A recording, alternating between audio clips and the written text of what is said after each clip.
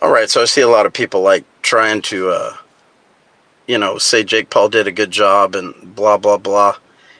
I don't get it. This fight was horrible, horrible to watch. And Jake Paul spent about 80% of it hugging Tyson Fury. He wasn't fighting. He should have been disqualified inside of probably the first 3 to 4 rounds.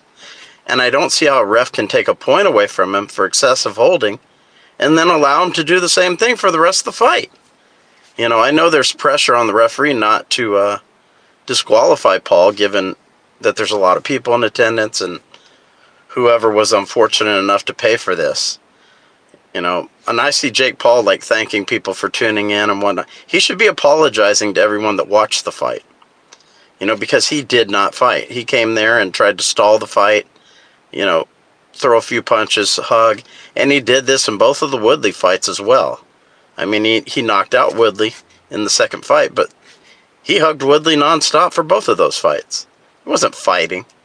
And this fight was terrible. Terrible for anyone who watched it. And had Paul not been allowed to hold Tyson Fury for 80% of the fight, he probably would have got stopped in like 3 to 5 rounds. That's the only reason the fight went to distance, is because he was allowed to stall the fight. Because he was allowed to hug Fury nonstop. Fury would try and throw a few punches. Anytime he'd get close to Paul, Paul would grab him. So, people saying Jake Paul did a good job? No. Jake Paul stalled this fight. He tried to not fight for most of it. And that's the only reason he got to the finish. Tommy Fury was way better than Jake Paul. And had he not held the whole fight, you would have saw that. He would have put him away probably, within 3 to 5 rounds. Jake Paul looked horrible. And I don't see the allure of people wanting to watch the rematch.